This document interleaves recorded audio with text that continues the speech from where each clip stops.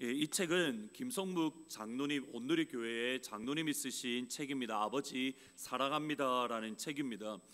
김성묵 장로님은 현재 아버지 학교 국제운동 본부장으로 계속 섬기고 계십니다. 꽤 오래 전에 저희 교회에서도 아버지 학교가 있었다라고 합니다.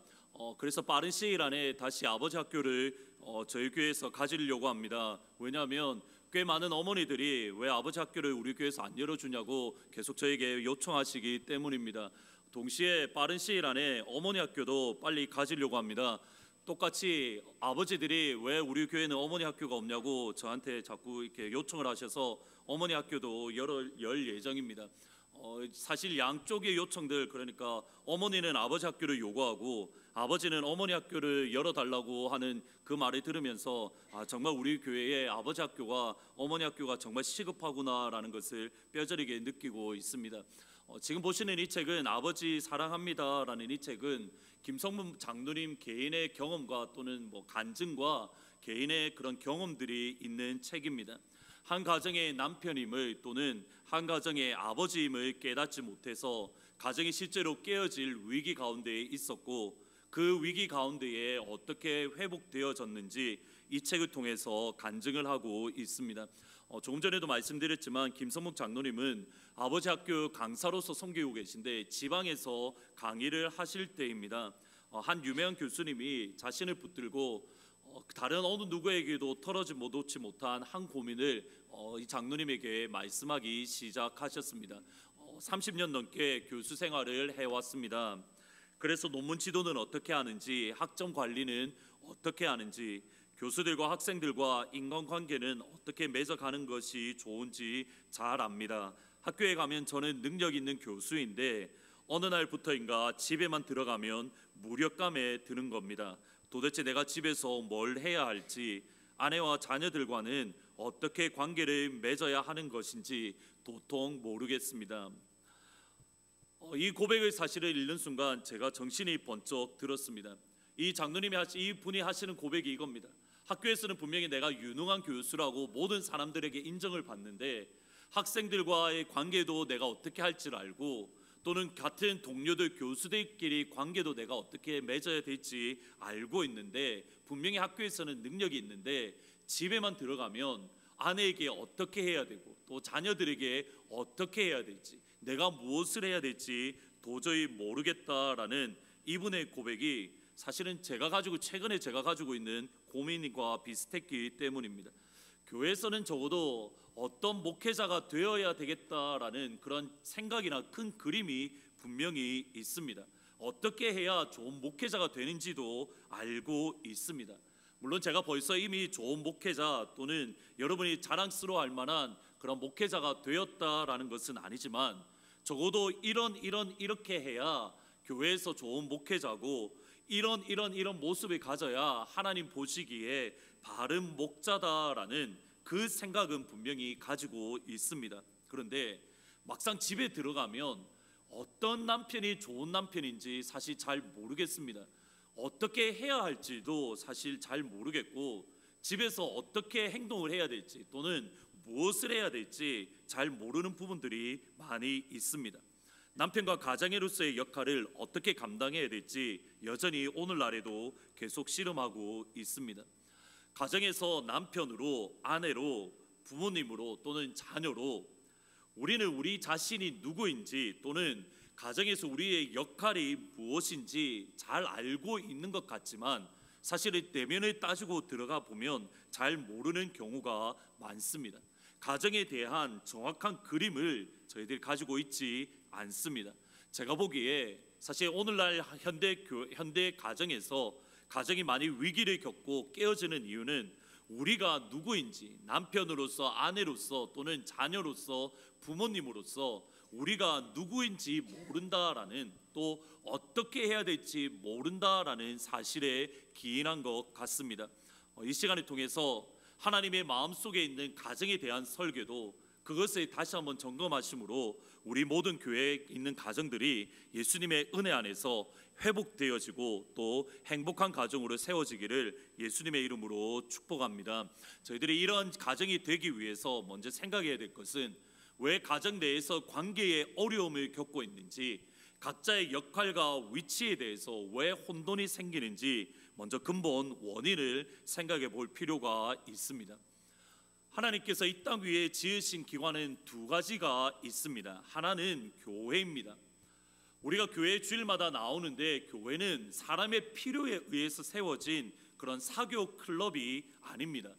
예수님께서 교회에 대해서 뭐라고 이야기하냐면 내 교회를 세우리니라고 말씀을 합니다. 베드로의 신앙 고백, 주는 그리스도시요 살아계신 하나님의 아들입니다라는 이 반석 위에 내가 내 교회를 지으리니, 교회는 예수님의 교회이고 사도행전에 넘어가서 하나님이 피로 값주고 사신 것이 다름 아닌 저희들이 알고 있는 교회입니다. 하나님께서는 교회를 만드셨습니다. 또 다른 하나는 하나님께서 만드신 것은 가정입니다. 아담을 지으신 이후에 아담이 독처하는 것이 하나님 보시기에 좋지 않으셨고 갈비뼈를 빼어 하와를 창조하시고 아담에게 인도해 주셨습니다. 창세기 2장 22절 말씀을 한번 같이 읽어 보시겠습니다. 여호와 하나님이 아담에게서 취하신 그 갈빗대로 여자를 만드시고 그를 아담에게로 이끌어 오시니, 여기 보시면 아담을 잠재운 이후에 아담의 갈비뼈를 취해서 하와 여자를 만드시고 그 다음에 그 여인을 아담에게 인도해 주셨다라고 말을 합니다. 영어를 보시면 He made into a woman and brought her to the man.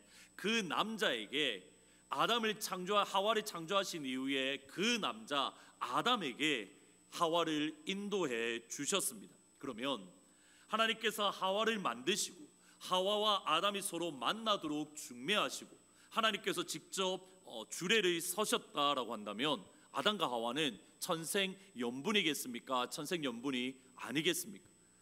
제 대답은 두 가지 다입니다. 아담과 하와는 천생연분이지만 또는 천생연분이 아닐 수가 있습니다. 우선 천생연분이라는 것은 하나님께서 직접 아담과 하와가 만나 결혼하도록 인도해 주셨기 때문에 두 사람은 서로에게 딱 맞는 천생연분입니다. 아담은 하와가 필요하고 하와는 아담이 필요합니다. 서로가 서로에게 필요한 존재입니다. 하나님께서 하와를 만드실 때에 돕는 배필로 지으셨다라고 말씀합니다. 하와는 아담의 돕는 배필입니다. 아담은 하와를 보호할 수 있는 울타리의 역할, 하와를 지켜주는 울타리의 역할을 감당합니다. 그러기에 아담과 하와는 천생연분입니다. 그러면 지금 여러분이 같이 살고 있는 분은 천생연분입니까? 천생연분이 아니겠습니까? 지금 왜 아무도 대답을 안 하십니까? 갑자기 분위기가 이상해지셨는데, 여러분이 지금 같이 살고 있는 분은 하나님께서 직접 만드시고 만나게 하셔서 결혼하게 하신 천생연분과 함께 살고 계십니다. 아멘. 아무도 안 하실 줄 알고 있었습니다. 1부 때도 안 하셨기 때문에. 좋은 세상 만들기라는 TV 프로그램이 있었습니다. 여기서 한 40년 정도 함께 사신 할아버지와 할머니가 이렇게 스피드 퀴즈를 감당하기 시작했습니다. 할아버지가 설명을 하고 할머니가 이렇게 맞추어야 되는데 문제가 뭐였냐면 천생연분이었습니다. 할아버지가 천생연분을 어떻게 설명할까 고민을 하다가 천생연분을 어떻게 설명하셨냐면 사람들이 우리를 어떻게 부르지라고 이렇게 물으셨는데 할머니가 선뜻 대답을 하셔야 되는데 대답을 하지 못하고 주저주저 하시는 겁니다. 그러자 할아버지가, 이거 실제로 텔레비에 있었는데, 그러자 할아버지가 갑자기 큰 소리로 당신이 나를 어떻게 생각하냐라고 그렇게 다시 질문을 바꾸었더니 할머니가 갑자기 얼굴이 환해지시면서 이렇게 대답을 하셨습니다. 응, 나는 당신을 왼수로 생각하지. 할아버지가 좀 충격을 받긴 하셨지만 포기하지 않고 다시 한번 더 질문을 합니다. 아니, 두 자 말고 네 자로 이렇게 질문을 하셨습니다. 할머니가 어떻게 대답할까 다시 한번 곰곰이 생각하시다가 이렇게 답을 하셨습니다. 평생 왼수. 여러분이 함께 살고 있는 사람은, 그 아내와 남편은 평생 왼수가 아니라 하나님이 짝지어 주신 천생연분입니다. 집에 가서 꼭 천생연분이다라고 사랑의 고백을 오늘 꼭 하시고 다음 주에 오시면 좋을 것 같습니다. 분명히 아담과 하와는 천생연분입니다. 그런데 아담과 하와는 천생연분이 아닙니다. 왜냐하면 아담과 하와는 독립된 인격으로서 하나님이 각각 창조하셨습니다.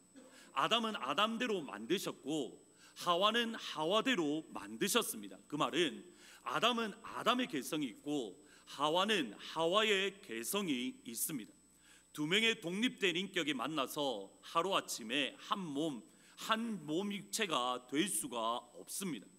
제 표현을 잘 들으셔야 됩니다. 한 몸이 될 수 있는 것이 아니라 한 몸으로 되어 가야만 하는 겁니다. 육체적으로는 하루아침에 한 몸이 될 수가 있습니다. 그러나 감정적으로 또는 영적으로는 남편과 아내가 한 몸으로 되어 가야 합니다. 그러기에 둘이 한 몸이 되기 위해서 저희들에게 필요한 것은 훈련입니다. 서로가 서로에게 맞추어주는 인내와 훈련이 저희들 가운데에 요구되어집니다. 아담은 남편으로서 아내인 하와에게 맞추어야 되고 하와는 아내로서 남편인 아담에게 맞추어야만 합니다. 아직 둘이 한 몸이 되어가는 과정 가운데 일어난 사건이 사실은 창세기 3장입니다. 창세기 3장은 하나님께서 모든 것을 지은 이후에 뱀 사탄을 통해서 유혹을 당하는 장면입니다. 지난 주 중에 제자훈련을 지금 계속 화요일마다 목요일마다 저녁마다 하고 있는데 제자훈련 중에 한 문제가 이거였습니다. 뱀이 여자에게 접근한 이유는 무엇입니까? 라는 질문입니다. 사실 여기에 대해서 물론 답은 알고는 있지만 깊게 생각은 안 해보았습니다.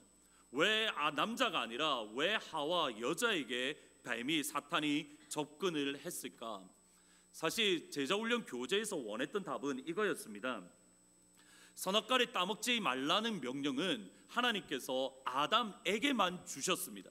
성경을 다시 한번 읽어보시면 창세기 2장을 보시면 선악을 알게 하는 나무를 먹는 날에는 내가 정령 죽으리라 이 명령이 있은 이후에 아담이 독처하는 것이 보기에 좋지 않아서 하와를 만드셨습니다. 그러면 하와는 선악을 알게 하는 나무를 먹으면 안 된다라는 명령을 누구에게 들었겠습니까?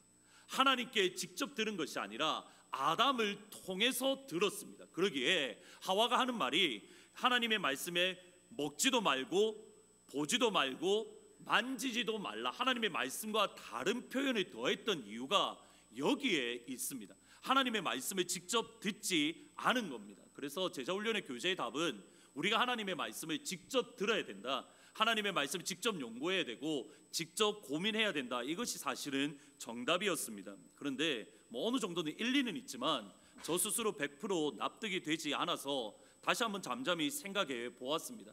왜 뱀이 사탄이 굳이 하와에게 먼저 접근을 했을까? 이것을 놓고 고민하다가 3장 6절 말씀이 떠올랐습니다. 여자가 그 나무를 본즉 먹음직도 하고 보암직도 하고 지혜롭게 할 만큼 탐스럽기도 한 나무인지라 여자가 그 열매를 따먹고 자기와 함께 있는 남편에게도 주매 그도 먹은지라. 여기서 중요한 표현은 이겁니다. 아내인 하와가 선악을 먼저 먹었고 그것을 자기와 함께 있는 남편 아담에게 주어서 아담도 그 선악과를 먹었다라는 사실입니다. 사실 이 구절 속에 사탄의 의도가 분명히 드러납니다. 하나님께서 가정을 지으시고 나서 가정의 리더로서 세우신 것은 남편을 리더로 세웠습니다. 가정의 리더십 또는 가정의 머리됨은 하나님께서 아내가 아니라 남편에게 허락해 주셨습니다. 가령 고린도전서 12장 3절에 보면 그러므나 나는 너희가 알기를 원하노니 각 남자의 머리는 그리스도요 여자의 머리는 남자요 그리스도의 머리는 하나님이시니라. 또 동시에 에베소서 5장 23절 말씀은 한번 같이 읽어 보시겠습니다. 이는 남편이 아내의 머리됨이 그리스도께서 교회의 머리됨과 같음이니 그가 바로 몸의 구주시니라. 뭐라고 이야기하냐면 남편이 아내의 머리됨이 그리스도께서 교회의 머리됨과 같다라고 말씀합니다. 여기서의 머리 되다라는 이 말은 리더십을 뜻합니다. 다시 말하면 교회는 예수님인 그 그리스도를 따라가야 되는 것처럼 순종하고 복종해야 되는 것처럼 주님께서 인도하시는 길로 우리는 따라가야 되는 것처럼, 또 그 말씀에 온전하게 순종해야 되는 것처럼, 가정에서의 리더십은 남편에게 있다라는 의미입니다. 물론 이것이 남자와 여자가 다르다, 남자가 더 우월하다라는 것을 의미하지는 않습니다. 남자와 여자는 온전히 동등합니다. 하나님께서 남자와 여자를 동등하게 창조하셨고 똑같이 하나님의 형상으로 지으셨습니다. 더 나아가 십자가의 사역에 가지는 중요한 의미는 옛 시대에 있던 남자와 여자 사이에 있는 차별의 장벽을 예수님의 십자가의 보혈로 그 차별을 완전히 무너뜨리셨습니다. 이것이 갈라디아서에 있는 말씀입니다. 헬라인이나 유대인이나 종이나 자유인이나 남자나 여자나 다 차별이 없느니라. 예수님 안에서는 남자와 여자 사이에 그 어떤 차별도 없습니다. 그런데 남편과 아내가 하나님 앞에서 동등하지만 가정이라는 울타리 안에서는 하나님께서 정하신 질서가 있습니다. 그리고 그 질서의 첫 번째가 남편의 머리됨, 남편의 리더십입니다. 남편의 아내의 머리됨 또는 가정에서의 남편의 리더십의 위치는 하나님께서 지으신 창조 질서입니다. 무슨 말이냐면 하나님께서 우주를 만드시고 그 속에 법칙을 주셨습니다. 만유 인력의 법칙을 주셨고, 때로는 지구는 지구가 태양을 움직이고 태양은 가만히 있는 거지만 지구가 좌전을 하고 공전을 하는 이러한 법칙처럼 가정에 하나님께서 세우신 창조 질서가 남편의 머리됨, 남편의 리더십입니다. 그러면 뱀에게 하와가 접근한 이유는 바로 다름 아닌 창조 질서를 깨뜨리는 의도입니다. 다시 한번 3장 6절을 보시면 하와가 선악과를 따먹었고 그것을 아담에게 주었고 아담이 그것을 받아서 먹었습니다. 잘 보셔야 됩니다. 아담이 하와를 인도하고 이끌어 가야 되는데 지금 그 상황만 보면 하와가 아담을 이끌어 가고 있습니다. 분명히 선악과를 먹으면 안 된다는 하나님의 명령이 있는데 아담이 이 명령도 알고 있고 하와도 이 명령을 알고 있는데 하와가 먼저 그것을 먹은 이후에 아담을 하와가 인도하고 있는 겁니다.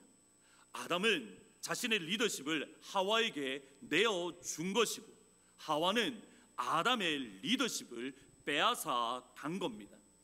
개인적으로 뱀이 하와에게 접근하여 유혹하는 동안 아담은 그 옆에 계속 있었던 것으로 생각할 수 있습니다. 6절에 방금 보시면 자기와 함께 있는 남편이라는 표현 속에서 더욱 그렇게 저희들이 유추해 볼 수 있습니다.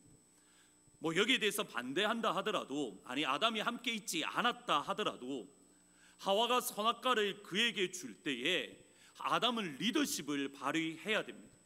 이것은 하나님이 먹지 말라고 한 선악과이다라고, 하나님이 먹지 말라고 했는데 당신이 왜 먹었냐고, 하나님께서 우리를 창조하신 것은 동물을 다스리라고 우리를 지으셨는데 왜 뱀하고 이야기하고 오히려 뱀에게 지혜를 구했냐라고, 하와를 어떤 면에서는 말씀으로 책망해야 되고 하와를 회개의 자리로 하나님께서 원래 지으신 창조의 그 모습으로 하와를 인도해야 될 책임이 아담에게 있었습니다.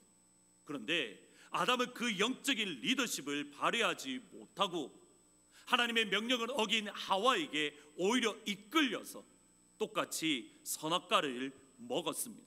사탄이 의도한 것은 하나님이 세우신 창조 질서, 가정 속에 있는 리더십이 남편에게 있다라는, 남편이 아내의 머리 된다라는 창조 질서를 파괴하려 했고, 그리고 실제로 사탄은 그 계략에 성공했습니다. 지금 제가 드리는 말씀은 핵심은 어디에 있냐면 왜 가정 가운데의 관계 속에 깨어지는가입니다. 왜 남편과 아내 사이의 관계에 어려움을 겪고 있습니까? 왜 부모님과 자녀 사이의 관계에 어려움이 있습니까? 더 나아가 왜 사회생활 가운데에 관계에 어려움이 있습니까? 성경은 그 원인을 이렇게 말씀을 합니다. 남편과 아내 사이, 부모와 자녀 사이의 관계가 깨어진 근본적인 이유는 죄의 문제 때문입니다. 죄의 문제가 해결되지 아니하고는 가정에서의 관계가 회복될 수가 없습니다. 죄의 문제가 해결되지 아니하고는 사회생활의 가운데의 관계의 문제가 해결될 수 없습니다. 죄가 들어오니 하나님의 창조 질서가 무너지고 아내들이 가정에서 리더십을 가집니다. 죄가 이 땅 가운데 들어오니 하나님의 창조 질서가 무너지고 남편들은 아내를 사랑하지 아니하고 남편들이 오히려 아내를 억압하고 괴롭히는 자리에 섭니다. 골로새서에 보면 남편에 대해서 이렇게 말합니다. 아내를 사랑하고 괴롭히지 말며. 왜 남편이 아내를 괴롭힙니까? 죄가 그 가운데 들어와서 창조 질서가 깨어졌기 때문에 남편이 아내를 괴롭히는 겁니다. 왜 자녀가 부모님에게 대항합니까? 죄가 이 땅 가운데 들어와서 창조 질서가 깨어졌기 때문에 자녀가 부모님에게 대항을 하고 죄가 들어오니 부모님은 자녀를 노엽게 만드는 겁니다. 관계 문제에 있어서 생기는 모든 문제는 결국 죄의 문제입니다. 우리가 관계를 좋게 만들려고 세상 가운데서 여러 가지 책을 읽고 노력을 하지만 저희들이 그리스도인으로서 저희들이 기억해야 될 것은 먼저 죄의 문제를 해결해야 한다라는 단순한 이 사실입니다. 혹이라도 남편과 아내의 관계 속에서 어려움을 겪고 계시다면 하나님 앞에 먼저 나와서 죄의 문제를 해결함 받을 때에 남편과 아내의 문제가 은혜 안에서 해결될 줄 믿습니다. 부모님과 자녀 사이에 관계가 깨어졌다라고 한다면 부모님으로서의 권위를 내세우기보다 어떻게 하면 자녀를 잘 키울까 여기에 대한 관심보다 부모님과 자녀 사이에 죄의 문제가 있지 않은지, 부모님이 내가 하나님과의 관계 속에서 죄의 문제 거리낌이 있지 않은지, 이 문제를 해결하지 않고는 자녀와 부모님의 관계는 결코 해결될 수 없습니다. 그러기에 모든 관계의 답은 오직 예수 그리스도, 우리 주의 보혈 가운데에 놓여져 있는 줄 믿습니다. 그러기에 항상 주님 앞에 나와 우리의 죄 사함을 온전하게 새롭게 입는 귀한 성도님들이 다 되시기를 진심으로 축복합니다. 바울은 성경적인 관계에 대해서 5장 22절부터 6장 9절까지 말씀을 합니다. 크게 세 가지입니다. 남편과 아내의 관계, 부모님과 자녀의 관계, 마지막으로 종과 주인의 관계입니다. 그런데 이 세 가지 중요한 관계 속에서 바울이 가장 먼저 이야기하는 것, 어떤 면에서는 그리스도인이 가장 먼저 회복해야 될 것이 무엇이냐면 남편의 리더십입니다. 22절과 24절 말씀을 한번 같이 읽어 보시겠습니다. 아내들이여 자기 남편에게 복종하기를 주께 하듯 하라. 이는 남편이 아내의 머리됨이 그리스도께서 교회의 머리됨과 같음이니 그가 바로 몸의 구주시니라. 그러므로 교회가 그리스도에게 하듯 아내들도 범사에 자기 남편에게 복종하라. 언뜻 보시기에 이 구절은 아내들을 향한 아내들을 향한 말씀 같아 보이지만 아내들의 남편에게 복종하라라는 아내들을 향한 말씀 같지만 사실은 남편들을 향한 말씀입니다. 먼저 저희들이 이 말씀 속에서 기억해야 될 것은 남편이 아내 또는 가정의 머리가 되어 간다라고 이 말씀이 말하지 않습니다. 잘 보셔야 됩니다. 남편이 아내의 머리가 되어져 간다, 남편이 아내의 리더가 되어 간다라고 말하지 않습니다. 오히려 결혼하는 그 순간 이미 남편은 가정의 머리, 리더십의 위치에 있게 되어지는 겁니다. 남편의 리더십, 남편의 머리됨은 남편이 얻는 것이 아니라 하나님께서 그에게 이미 허락하신 것입니다. 우리가 결혼하는 그 시간 이미 하나님께서 남편에게 허락한 것이 리더십이라는 겁니다. 그러기에 아내는 결혼한 순간부터 남편의 리더십을 인정하고 남편의 머리로서 그에게 복종하는 그러한 모습을 보여야만 합니다. 알고 있습니다. 오늘날의 남편의 리더십, 남편의 머리됨을 이야기하면 마치 구시대 유물적이라고 가부장적인 것이라고 많은 사람들이 비난하는 것 알고 있습니다. 또 어떤 분은 이렇게 말씀을 할 겁니다. 남편이 남편으로서의 역할을 제대로 못하는데, 아버지로서의 모범된 모습을 보이지 못하는데, 존경받을 만한 아버지의 삶을 보이지 못하는데, 어떻게 아내가 남편의 리더십을 인정하며 자녀가 아버지를 인정할 수 있습니까? 저의 대답은 이렇습니다. 성경의 근거에서 보았을 때에 저의 대답은 그럼에도 남편의 리더십을 인정하셔야 됩니다. 성경은 이렇게 말하기 때문입니다. 남편이 잘하기 때문에 리더십이라고 하지 아니하고, 결혼했기 때문에 하나님이 주신 질서이기 때문에 남편은 리더다라고 말씀하기 때문입니다. 시대의 정신과 상관없이 하나님이 가정 안에 세우신 창조 질서입니다. 그러면 우리가 회복해야 될 남편과 아버지의 리더십 또는 머리됨이 무엇인지 잠시 살펴보고자 합니다. 가정을 살리는 남편 또는 가정을 살리는 아버지는 과연 어떠한 남편과 아버지입니까? 남편과 아버지를 구분해서 생각해 보려고 합니다. 먼저 25절 말씀을 같이 읽어 보시겠습니다. 남편들아, 아내 사랑하기를 그리스도께서 교회를 사랑하시고 그 교회를 위하여 자신을 주심같이 하라. 여기서 보시면 남편의 머리됨이 언제 드러나냐면, 남편의 리더십이 언제 발휘되냐면, 내가 성경에 의하면 내가 남편이 리더니까 당신은 무조건 내 말을 따라야 돼, 우리 아이들은 무조건 내 말을 따라야 돼, 이렇게 리더십이 생기는 것이 아니라, 남편들아 아내 사랑하기를 그리스도께서 교회를 사랑하시고 그 교회를 위하여 자신을 주심같이 하라. 무슨 말이냐면, 남편의 리더십은 아내를 사랑할 때에 발휘되는 겁니다. 남편의 머리됨은 아내를 위하여 나 자신을 희생할 때에 남편의 리더십이 분명해지는 겁니다. 여기서의 강조점은 예수께서 교회를 사랑하셨다입니다. 요한일서 4장 10절에 보면 사랑은 여기 있으니 우리가 하나님을 사랑한 것이 아니요 하나님이 우리를 사랑하사 우리 죄를 속하기 위하여 화목제물로 그 아들을 보내셨습니다. 잘 보셔야 됩니다. 우리가 하나님을 먼저 사랑한 것이 아니라 하나님이 우리를 먼저 사랑하셨다라고 말씀을 합니다. 제가 아내들이여 자기 남편에게 복종하기를 주께 하듯 하라라는 이 명령이 사실은 아내를 향한 말이 아니라 남편을 향한 말이라고 했던 거 기억하십니까? 이유가 여기에 있습니다. 아내를 향하여 복종할 것을 요구하기에 앞서서 남편의 무조건적인 사랑이 먼저 전제되어야 한다라는 겁니다.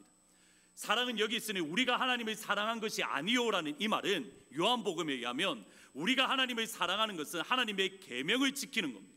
하나님의 계명을 지키는 것이면 하나님께 순종하는 겁니다. 그러면 우리가 하나님께 먼저 순종한 것이 아닙니다. 교회가 하나님께 순종했기에 하나님이 교회를 사랑한 것이 아닙니다. 하나님께서 교회를 먼저 사랑하셨기에 교회는 그 하나님께 순종하고 복종하는 겁니다. 우리가 먼저 우리의 하나님이 향한 사랑을 증명한 것이 아닙니다. 우리가 죄인 되었을 때에, 우리가 이미 원수 되었을 때에 하나님께서는 먼저 우리를 사랑하셨습니다. 우리를 먼저 사랑하셨기에 당연한 도리로 우리는 아버지 하나님 앞에 순종하고 복종하고 그 명령을 지키는 겁니다. 이것을 가정에 그대로 가지고 오겠습니다. 아내가 남편에게 복종하고 자녀가 아버지에게 순종하기 때문에 아버지의 리더십이 있는 것이 아니라 아버지께서 먼저 자녀를 향한 사랑을 부어주시고 남편이 먼저 아내를 향한 무조건적인 사랑을 허락할 때에 비로소 아내는 남편에게 순종할 수 있는 겁니다. 남편이 아내를 사랑할 때에 비로소 남편의 머리됨, 남편의 리더십이 발휘됩니다. 남편의 아내를 향한 리더십은 결코 독재의 리더십이 아닙니다. 방금 말씀드렸다시피 사랑의 리더십, 철저하게 희생의 리더십입니다. 요한복음 13장 1절을 같이 읽어 보십니다. 6월절 전에 예수께서 자기가 세상을 떠나 아버지께로 돌아가실 때가 이른 줄 아시고 세상에 있는 자기 사람들을 사랑하시되 끝까지 사랑하시니라. 예수님의 교회를 향한 사랑은 끝까지 사랑하셨다라고 말합니다. 여기서 끝까지라는 말은 두 가지로 해석할 수 있습니다. 첫 번째로는 최고의 사랑, 완전한 사랑, 충만한 사랑이라고 해석할 수 있습니다. 그래서 혹시 NIV 영어 성경 가지신 분은 이렇게 번역해 놓았을 겁니다. He now showed them the full extent of his love. 하나 예수님께서 제자들에게 예수님의 사랑의 완전한 충만한 자리에까지 그들에게 보여주셨다. 남편은 아내를 사랑하되 충만한 사랑으로 사랑해야 됩니다. 동시에 끝까지라는 말은 죽는 그 시간까지, 마지막 순간까지라는 의미로 예수님은 죽는 그 시간까지 제자들을 사랑하셨습니다. 남편의 아내를 향한 사랑이 이와 같습니다. 충만한 사랑으로, 그냥 우리의 조그만 부분의 사랑을 주는 것이 아니라 우리의 모든 충만한 사랑으로 아내를 사랑하되 마지막 순간까지 아내를 사랑하는 겁니다. 남편들은 이렇게 자칫 잘못하면 아내에 대해서 또는 가정에 대해서 소홀하기가 쉽습니다. 특별히 오늘날처럼 사회생활이 치열한 이 시대 가운데에는 가정에 마음을 쏟는 것이 사실은 쉽지 않습니다. 남편들이 회사에서 인정받기 위해서 또는 사업에 성공하기 위해서, 학위를 받기 위해서 남편들은 그 가운데에 모든 에너지를 쏟아붓고 있습니다. 아내들이 오해하시는 것이 남편들이 밖에서 열심히 일하는 것은 아내를 사랑해서가 아니라, 안 사랑해서가 아니라, 자녀에게 관심이 없어서가 아니라 그 일을 열심히 감당해야만 그것이 자녀와 아내를 사랑하는 것인 줄 알기 때문에 그 가운데에 쏟아붓는 겁니다. 저희들 아내들이 여기에 대해서 오해하시면 안 됩니다. 그런데 남편들 역시 마찬가지입니다. 당연히 쏟아부으셔야 됩니다. 직장에서 승진할 수 있도록 여러분의 모든 에너지를 쏟아부으셔야 됩니다. 학위를 받기 위해서, 사업에 성공하기 위해서 여러분이 할 수 있는 모든 것들을 투자하셔야 됩니다. 그러나 사업에 투자하고 직장에 투자하는 그것만큼 여러분은 자녀와 아내에게 사랑과 관심을 보이셔야만 합니다. 직장에 100이라는 것을 투자하셨다면 아내에 대해서 100이라는 사랑을 투자하셔야 됩니다. 여러분이 사업에 여러분의 100이라는 에너지를 쏟으셨다면 자녀에게 100이라는 관심을 쏟아 부으셔야 됩니다. 왜냐하면 예수님께서 그렇게 하셨기 때문입니다. 요한복음 13장 1절은 이제 예수님이 십자가라는 사명을 앞둔 시점입니다. 예수님이 왜 이 땅에 오셨습니까? 십자가라는 사명 때문에 오셨습니다. 그런데 절체절명의 가장 중요한 소명과 가장 중요한 사역이 있는 그 시점 가운데에도 주님의 관심은 사역이라는 그 가운데 일하는 것에 놓여있지 아니하고 이 땅에 있는 자기 사람을 사랑하시되 끝까지 사랑하시니라. 일에 있지 아니하고 제자들, 나의 사랑하는 제자들에게 그 사랑을 쏟아 부으셨습니다. 아내 남편들이 직장에 관심을 쏟으시는 것만큼 자녀들에게, 아내에게 우리의 사랑을 충만하게 부으셔야만 할 줄 믿습니다. 마지막으로 사랑의 속성이 가장 잘 드러나는 성경은 저희들이 아시다시피 고린도전서 13장입니다. 13장 3절부터 4절부터 7절까지 제가 먼저 읽어보겠습니다. 사랑은 오래 참고, 사랑은 온유하며 시기하지 아니하며, 사랑은 자랑하지 아니하며 교만하지 아니하며, 무례히 행하지 아니하며, 자기의 유익을 구하지 아니하며, 성내지 아니하며, 악한 것을 생각하지 아니하며, 불의를 기뻐하지 아니하며, 진리와 함께 기뻐하고, 모든 것을 참으며, 모든 것을 믿으며, 모든 것을 바라며, 모든 것을 견디느니라. 그러면 이번에는 사랑이라는 말 대신에 예수님이라는 단어를 한번 넣어 보도록 하겠습니다. 한번 같이 한번 다음을 넘겨주시겠습니까? 한번 같이 한번 읽어 보시겠습니다. 예수님은 오래 참고, 예수님은 온유하며 시기하지 아니하며, 예수님은 자랑하지 아니하며 교만하지 아니하며 무례히 행하지 아니하며, 자기의 유익을 구하지 아니하며, 성내지 아니하며, 악한 것을 생각하지 아니하며, 불의를 기뻐하지 아니하며, 진리와 함께 기뻐하고, 모든 것을 참으며, 모든 것을 믿으며, 모든 것을 바라며 모든 것을 견디느니라. 말이 됩니까? 말이 됩니다. 사랑이라는 말 대신에 예수님을 넣어도 똑같이 그 의미가 통합니다. 왜냐하면 예수님은 사랑이시기 때문입니다. 그러면 마지막으로 한 장 더 넘겨주십시오. 아내를 사랑하되 누구처럼 사랑하라고 했습니까? 예수님처럼 아내를 사랑하라고 했습니다. 그러면 정확하게 이것이 적용됩니다. 남편은 오래 참고, 남편은 온유하고, 남편은 자랑하지 아니하고.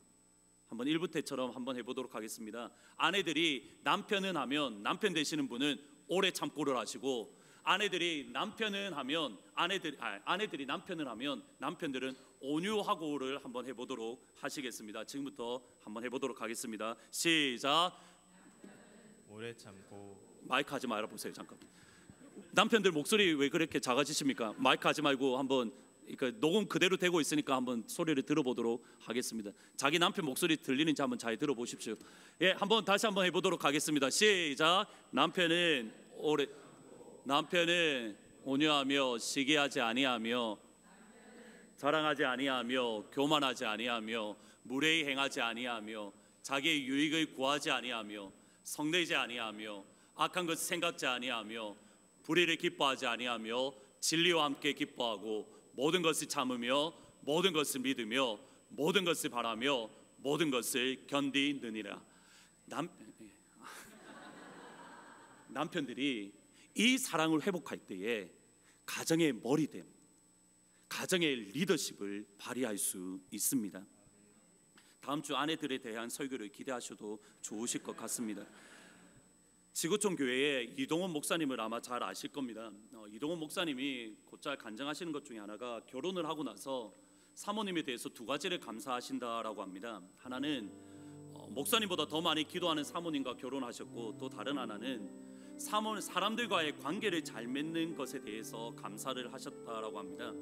근데 이동원 목사님이 이동원 목사님이 집에 들어가면 사모님이 항상 기도를 하는데 뭐라고 기도하냐면, 하나님 누구누구 집사 불쌍히 여겨 주십시오. 제가 안 씨를 한번 넣어보도록 할게요. 예를 들어서 하나님 안 집사를 불쌍히 여겨 주십시오. 하나님 안 목사를 불쌍히 여겨 주십시오라고 이렇게 기도를 하셨답니다. 누구를 저렇게 불쌍히 여겨 달라고 할까 이렇게 한참 고민을 했는데, 나중에 알고 보니까 사모님에게 스트레스 주는 사람을 향해서 항상 이렇게 기도를 하신 겁니다. 제가 만약에 사모님에게 스트레스를 주면 하나님 안 목사를 불쌍히 여겨 주십시오라고 이런 식으로 계속 기도를 하셨답니다. 근데 어느 날 또 외출 후에 집에 들어가셨는데 또 그날따라 사모님이 기도를 하셨습니다. 이번에는 도대체 누가 스트레스 주고 저렇게 열심히 기도하나, 더 열심히 기도하길래 얼마나 저렇게 힘들길래 저렇게 기도하나라고 고민을 하시면서 가만히 들어보셨는데 이렇게 기도하시더랍니다. 하나님 우리 남편을 불쌍히 여겨 주옵소서. 하나님 우리 이동원 목사님 불쌍히 여겨 주옵소서. 저희들이 근데 한번 조금은 고민하실 필요가 있습니다. 이동원 목사님 사모님 같은 경우에는 그냥 제가 그냥 잠 깨시라고 드리는 말씀이긴 하지만, 우리가 어느 정도 남편에 대해서 불쌍히 여겨달라고 하나님 앞에 기도하고 있는지 한번 되돌아 보셔야 됩니다. 우리가 어느 정도 아버지에 대해서 하나님 긍휼히 여기십시오라고 기도하고 있는지 되돌아 보셔야 됩니다. 일부 예배 때 기도하면서 들었던 생각이 이겁니다. 남편들이 설 자리가 없어집니다. 직장에서 설 자리가 점점점 없어지고 있고, 가정에서도 아까 처음에 서론에 말씀드렸던 것처럼 설 자리를 잃어버리고 있습니다. 제가 저희 아버지를 생각하니까 딱 그러셨습니다. 직장 가운데에서도 설 자리를 잃으셨고, 어느 순간에 가정에서도 어느 누구도 같이 이야기하지 않는, 그냥 어떻게 보면 뒤에 그냥 가만히 계신, 어머니는 어머니니까 자녀들이 사랑으로 대합니다. 근데 아버지에 대해서는 조금 무관심한 것 같습니다. 오늘 우리 찬양을 하고 기도할 것인데, 오늘은 남편과 아버지에 대해서만 간절히 기도하시면 좋겠습니다. 여전히 당신을 위해서, 여전히 아버지를 위해서 기도하는 남편이 있고 아내가 있고 자녀가 있다라는 것 우리가 기억할 수 있도록 우리 다 같이 한번 찬양하시고 기도하시면 좋을 것 같습니다. 당신이 지쳐서 기도할 수 없고,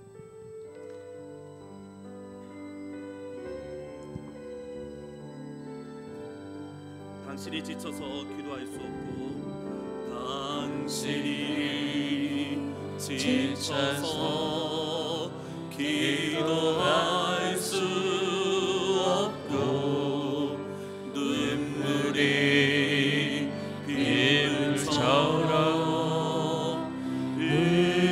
흘러내릴 때 주님은 아시네 당신의 약함을 사랑으로 돌봐주시네. 누군가 남편을 위하여, 누군가 아버지를 위하여, 누군가 널 위하여,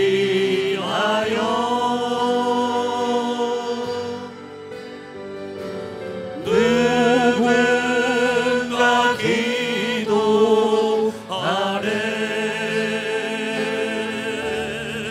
내가 홀로 외로워서 마음이 무너질 때 누군가 널 위해 기도하네. 당신이 외로이 홀로 남았을 때, 당신이 외로이 홀로 남았을 때 당신이 누구에게 위로를 얻나. 주님은 아시네 당신의 마음을 잊지 못함을, 그대 홀로 잊지 못함을. 조용히 그대 위에, 조용히 그대 위에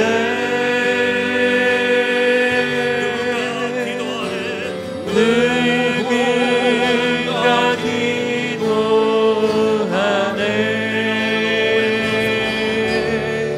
내가 홀로 외로워서 마음이 무너질 때 누군가 널 위해 기도하네. 오늘 이 시간은 말씀드렸던 것처럼 남편과 아버지만을 위해서 같이 기도하시면 좋겠습니다. 혹시 옆에 계시면 한번 남편과 아버지의 손을 한번 꼭 잡아주시면 좋을 것 같습니다. 그리고 혹시 같이 계시지 않다면 여러분의 머릿속으로 한번 그려보십시오. 여러분의 아버지를 그려보시고 여러분의 남편을 머릿속으로 그려보십시오. 그리고 같이 한번 기도하시면 좋겠습니다. 힘듭니다. 이 땅을 살아가는 것, 남편으로 살아가는 것, 아내로서 사는 것도 힘들지만 남편으로 살아가는 것도 역시 쉬운 일은 아닙니다. 여러분의 기도가 필요합니다.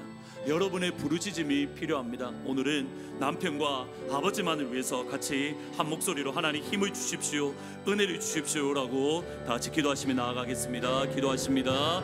살아계시고 역사하시는 은혜의 아버지 하나님, 이 시간 저희들이 남편과 아버지를 하나님 앞에 올려드립니다. 아버지 하나님, 긍휼을 다하여 주시고 은혜를 다하여 주시기를 소원합니다. 시간이 지날수록 하나님, 남편들이 새 자리가 잃어버리고 아버지로서 이 땅 가운데 새 자리를 잃어버리는 것을 기억을 합니다. 하나님의 은혜가 아니고는 감당할 수 없는 것을 고백을 합니다. 하나님의 말씀과 하나님의 은혜가 아니고는 하나님 이 땅을 살아갈 수 없음을 고백을 합니다. 하나님, 남편들이 지치고 고라고 쓰러져 있을 때에, 하나님 외로이 홀로 있는 아버지를 기억할 때에 하나님의 은혜와 하나님의 사랑으로 함께하여 주시고, 이 시간 아버지께서 허락하시는 새 힘과 아버지께서 허락하시는 새 능력을 허락하여 주옵소서. 그래서 아버지가 살아날 때에 가정이 살아나게 하여 주시고, 아버지가 남편이 회복될 때에 가정의 주님의 은혜 안에서 온전히 회복되어질 수 있는 그 은혜를 체험할 수 있도록 아버지 하나님 인도하여 주시기를 소원합니다. 우리 사랑하는 하트포드 제2장로교회에 있는 모든 아버지와 하트포드 제2장로교회에 있는 모든 남편들이 하나님의 은혜 안에서 살아나게 하시고, 하나님의 은혜 안에서 회복되게 하여 주시고, 하나님의 은혜 안에서 일어날 수 있는 귀한 은혜가 이 시간에 받을 수 있도록 아버지 하나님이 역사하여 주시옵소서. 사랑하시는 주님, 남자로서 울면 안 된다라고 배우고, 남자로서 힘을 내야 되고, 남자로서는 가정에 든든한 보호막이 되어야 된다고 배운 저희들 가운데에, 그러나 주님, 하나님 앞에 설 때에 우리가 너무 힘이 들고 어려움을 아버지 앞에 고백을 합니다.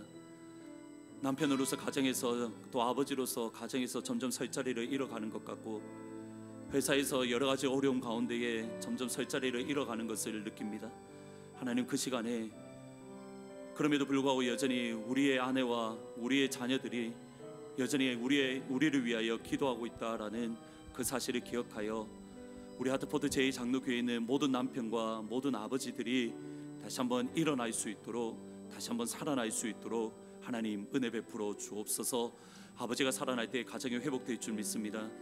모든 아버지들이, 모든 남편들이 이 시간 주님이 주시는 은혜 안에서 회복되어질 수 있도록 성령 하나님 이 시간 역사하여 주옵소서. 감사합니다. 예수님의 이름으로 기도합니다.